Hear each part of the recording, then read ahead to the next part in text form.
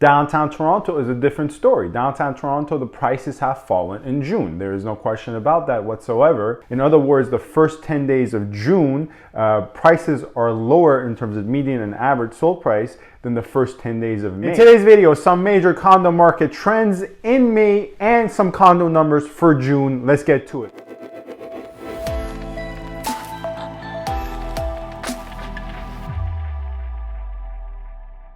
Hello everyone, this is Sam from SaberiSixRealEstate and Remax Realtron Realty Inc. As always, you can find my contact information in the description box with regards to my Gmail, my Instagram, and my office. Feel free to get in touch with me with any questions you may have about this video or any other video or any general questions you may have with regards to the Toronto and GTA real estate market. Lastly, before we get into the topics of today's video, which is another weekly condo market update where I talk about the latest trends and news in the condo market, feel free to subscribe, comment, rate, and review. Your support in that regard is much appreciated. However, as I always say, you're not obliged to do so. Only comment, rate, review, give me a thumbs up, and subscribe if you actually want to and enjoy the content I make.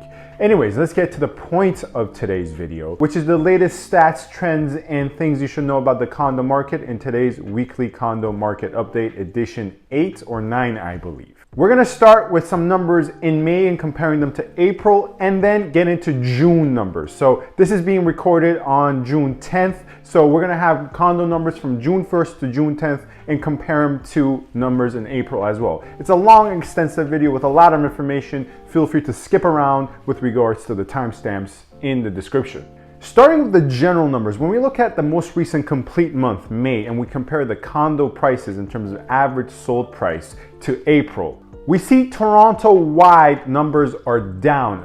In the month of May, the average sold price was $716,000, and in April, it was $727,000. When we focus further in downtown Toronto specifically, we see the same trend, where in April, the average sold price was $802,000, and in May, the complete month of May, we were looking at $793,000. Now on both fronts, and if we look at Midtown Toronto and North York and even certain areas of York region, we see the same things. But in terms of the drop we're just seeing here, it's not a major drop whatsoever. It's just a minor price adjustment on the downside of things. So this is good news for buyers, but somewhat of a bad news for sellers. Now, when we look at June numbers, we will see a continuation of this actually with a couple of key differences. So wait until that portion of the video.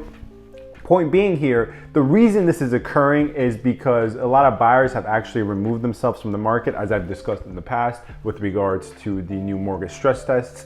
Overall, summer markets are slower markets. A lot of downtown buying occurred in May, April, and March. Really, March and April were the peak seasons of downtown buying in Toronto in terms of condo prices. On two different occasions, I purchased one in March, one in April, and actually one in May, so three different occasions. I purchased a condominium unit for a client of mine in a building, and on all three occasions, a week later, an exact comparable unit went for much, much higher than what I bought for my client in that building. Some of that is luck, some of that is market trends, some of that is skill. Point here is this is no longer going to be occurring in June. If you buy something June 11th, most likely a comparable unit on June 20th is going to go for thereabouts the same range. Now, obviously, it's a case-by-case basis. You never know what the seller is working with, what the buyer is working with. It's a complicated situation, but at a general macro level, the market has softened, as is the case with summer markets, and it has been added onto with the fact that a lot of condo buying occurred more so in April and March, and that's why we have seen prices dip. Now let us take a look at June numbers, prices by area. So once again, these numbers are only from June 1st to June 10th. You might be watching this on June 11th, June 12th, or who knows, 2025. Just know that these sold data is taking into account June 1st to June 10th. Only condominium apartments, condominium townhomes are not included in these transactions. Before we go into more specific areas, let's look at Toronto, the city of Toronto at large. So far, the average purchase price in the city of Toronto in June, according to the Toronto Real Estate Condo Market in 2021, has been $751,000. and the median has been $704,000. This is based on 432 transactions. Now, interestingly enough, the first 10 days of June, the prices, when we compare the first 10 days of May, right? So this is not comparing the first 10 days of June to the complete month of May. We're doing a 10 to 10 kind of comparison here, period over period. We see that in May, prices were actually lower. When we look at the city of Toronto, according to the Toronto Real Estate Market and the Toronto Condo Market, as of May, from May 1st to May 10th, average was at $710,000, a median was at $694,000.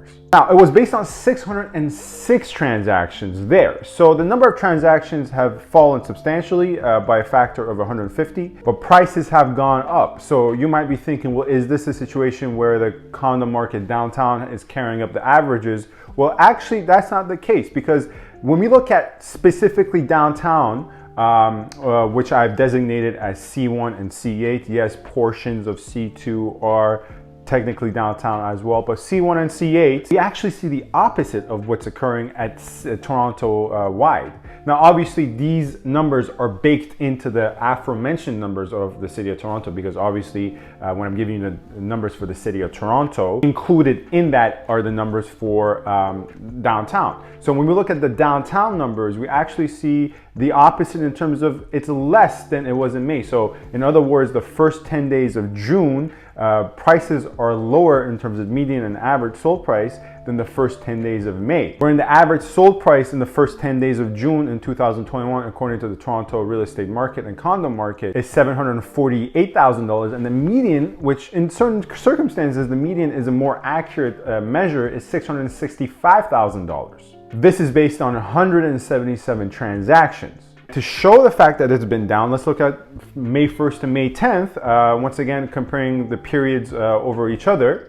We see that based on 241 transactions, so already the transactions are less in June, because there's 241 in May and there was about 170 in June.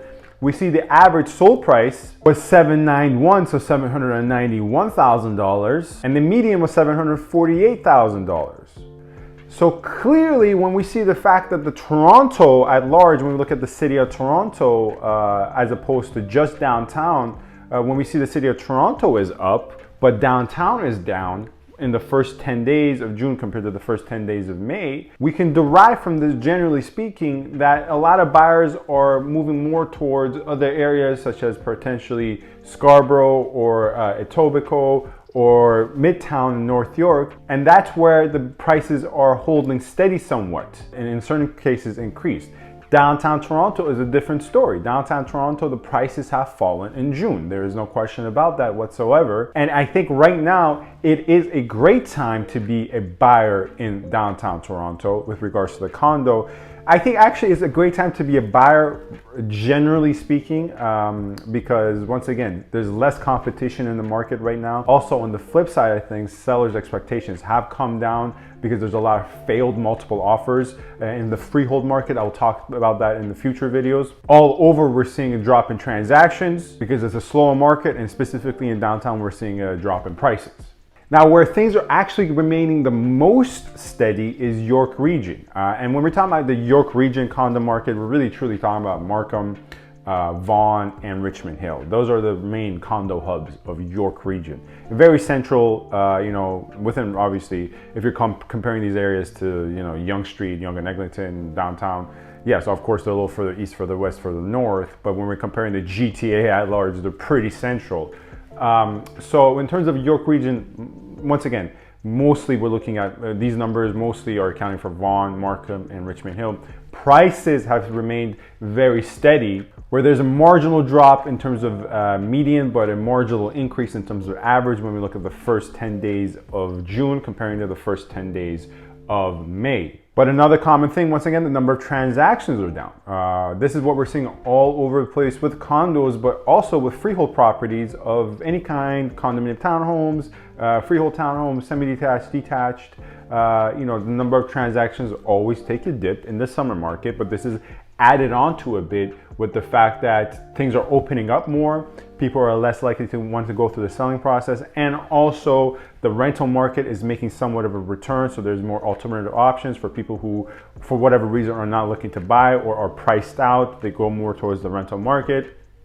Landlords who want to sell because of vacancy issues now can actually not sell because, once again, the rental market is making a slight return, slowly but steadily. So all these reasons compound on one another that really, go a long way to explain the Toronto real estate market, GTA real estate market with regards to all property types, but also they obviously apply to condos as well because, condos are the main hub of rentals in the city of Toronto, really. And that also extends into York Region, Richmond Hill, Vaughan, and Markham. So once again, as you can see from the numbers from the screen, York Region, as I've always said, you can go back, check the record, is the most safest bets in terms of condos because they're less likely to fall when the market is on a downtrend, but they're also less likely to shoot up, as is the case in downtown, midtown, and North York, but more specifically downtown. So York Region is truly always the best, safest bet for condominium investing. Not to say there's not other great opportunities